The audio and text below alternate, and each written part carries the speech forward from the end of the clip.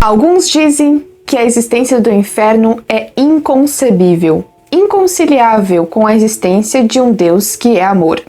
Outros dizem que o inferno existe porque Deus é justiça, é justo. E aí, qual é a verdade afinal sobre o inferno? E o que diz a Santa Igreja Católica sobre o inferno?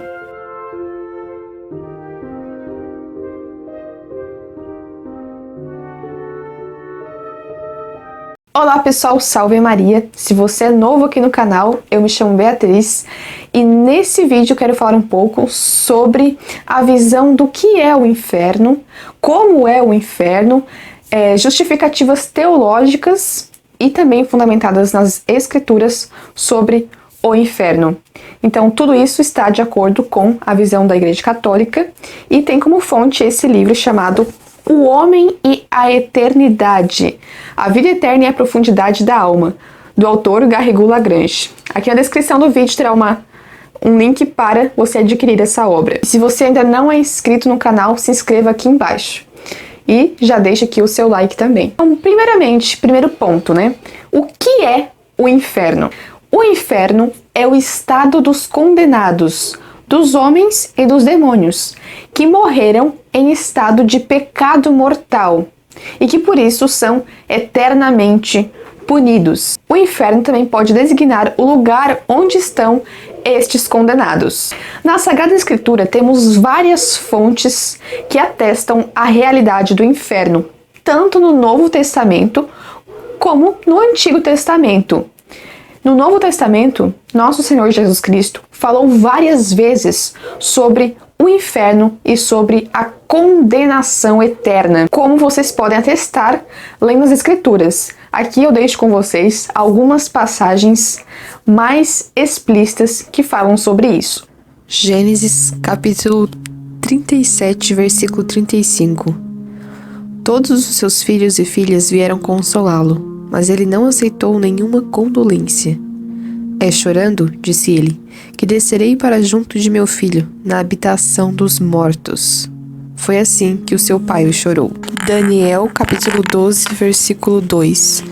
Muitos daqueles que dormem no pó da terra despertarão, uns para uma vida eterna, outros para a ignomínia, a infâmia eterna. Livro da Sabedoria, capítulo 6, versículo 6. Ao menor, com efeito, a compaixão atrai o perdão, mas os poderosos serão examinados sem piedade. Evangelho de São Mateus, capítulo 5, versículo 22.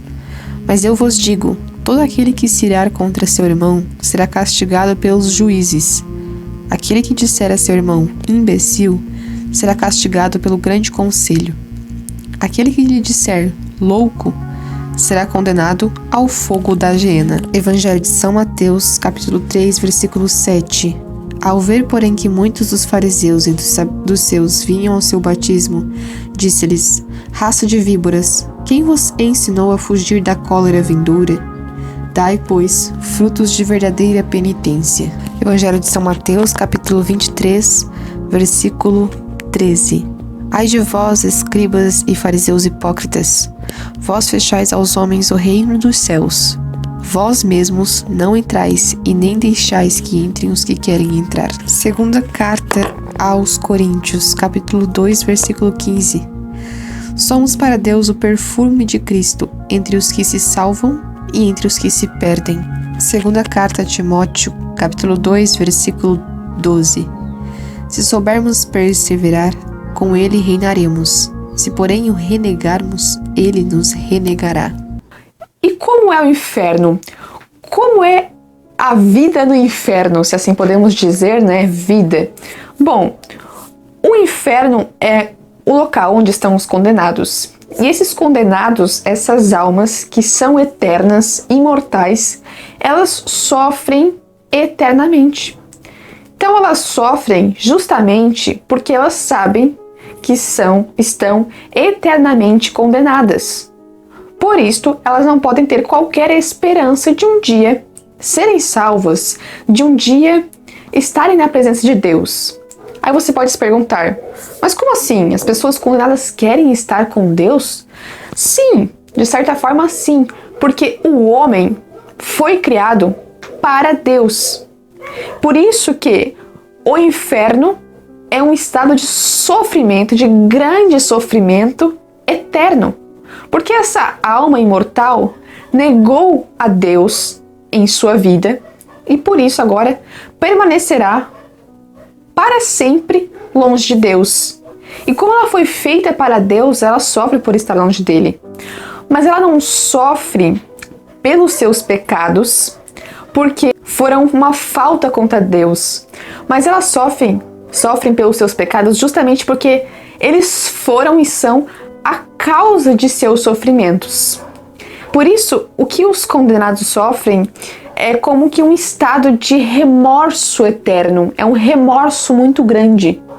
Mas eles não sofrem no sentido de arrependimento, eles não se arrependem, não se arrependeram de seus pecados, mas eles têm um profundo ódio contra Deus.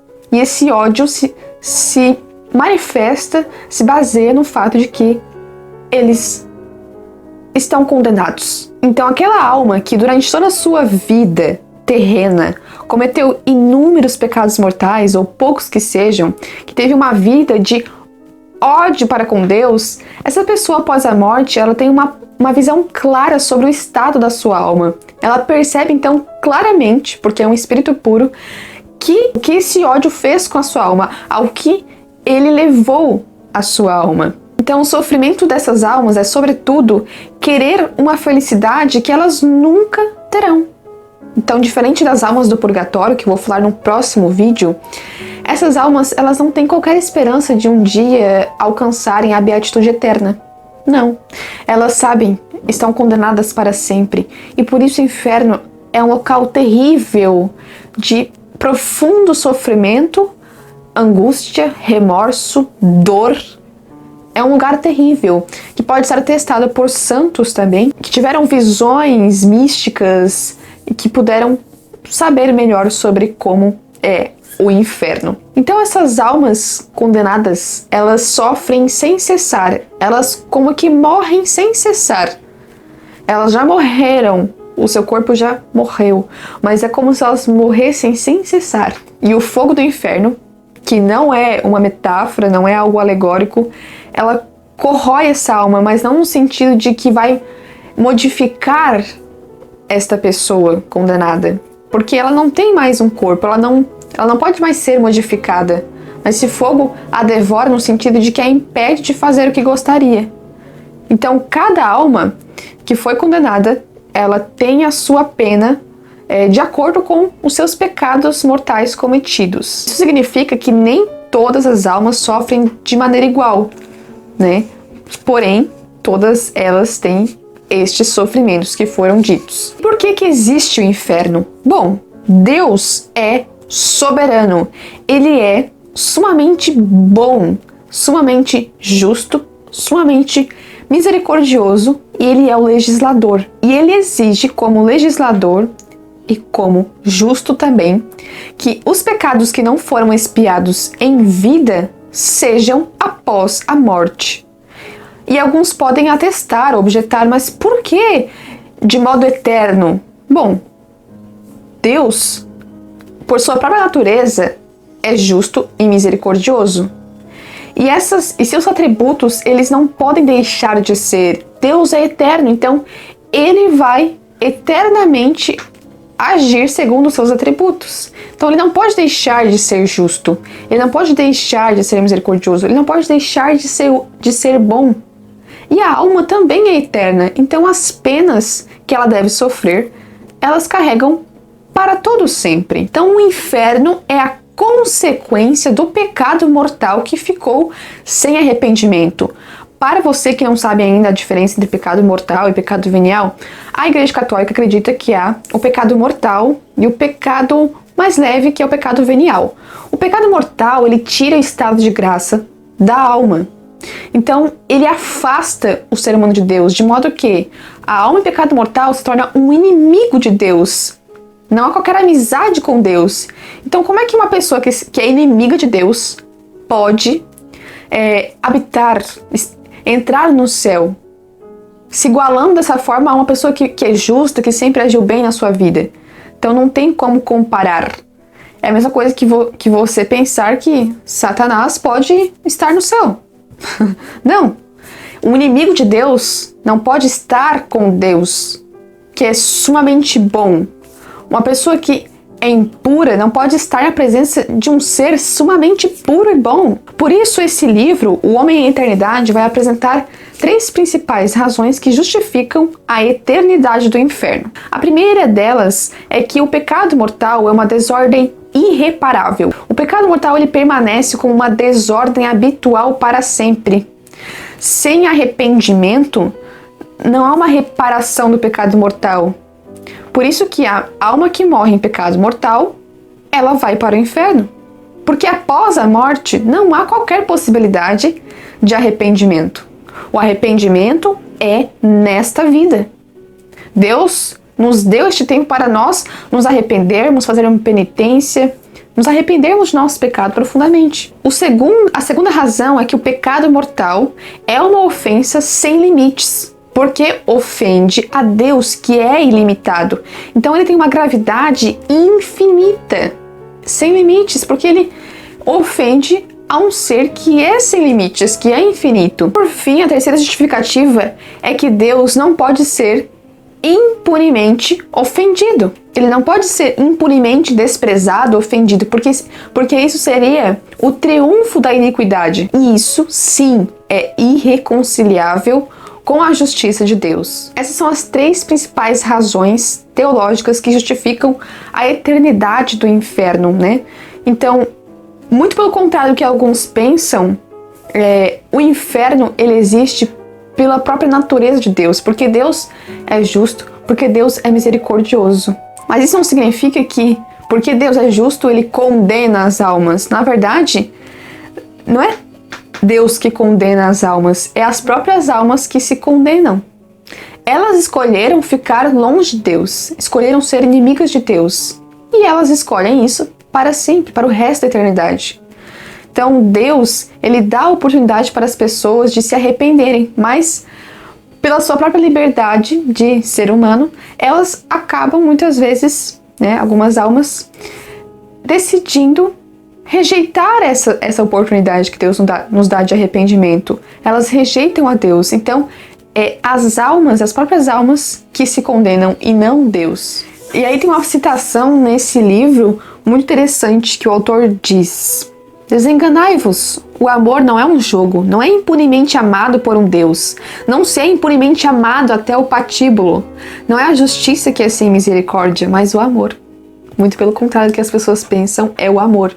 O amor, como experimentamos muitas vezes, é vida ou morte. E se trata do amor de um Deus, é vida eterna ou morte eterna. Então Deus, ele morreu na cruz por nós. Então, será que realmente seria justo que as pessoas desprezassem esse Deus, que é misericórdia, que é amor, e ficassem simplesmente impunes, que elas tivessem acesso à felicidade, à beatitude eterna, simplesmente assim? Então, nessa citação, o que ele está querendo dizer é que quando se é condenado pela justiça, se pode recorrer ao amor, mas quando se é condenado pelo amor, a quem devemos recorrer? Tal é a sorte dos condenados. Então, muito pelo contrário do que as pessoas pensam, né? O inferno existe por causa do amor. Então, na realidade, o que é inconcebível é a não existência do inferno. É inconcebível acreditar na religião cristã, no Deus cristão que morreu na cruz por nós e que não existe inferno justamente por esse motivo. É inconcebível acreditar que uma alma que rejeitou a Deus, que odiou a Deus, que fez tudo na sua vida contra Deus, possa, no fim, receber o divino amor, receber a entrada no céu, a visão beatífica, da mesma maneira que outras pessoas que amaram a Deus, que se sacrificaram por Deus. Por isso que Garrigou Lagrange diz: ele rejeita a Deus em tudo que vê, tudo que sabe, tudo que sente. Seria preciso, portanto, que Deus viesse a ele apesar dele e que essa alma passasse sem arrependimento do ódio e das blasfêmias ao estreito incêndio do divino amor. Isso seria justo?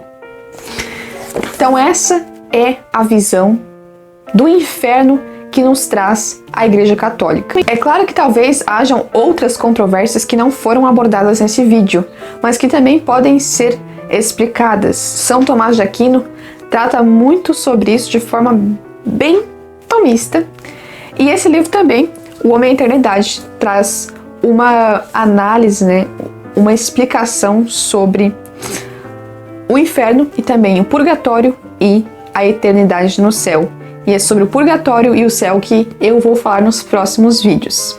Então continue assistindo essa série de vídeos, compartilhe esse vídeo com as pessoas que você conhece, divulgue, ajude o canal e também deixe aqui embaixo o seu comentário. Até os próximos vídeos. Tchau! Salve Maria!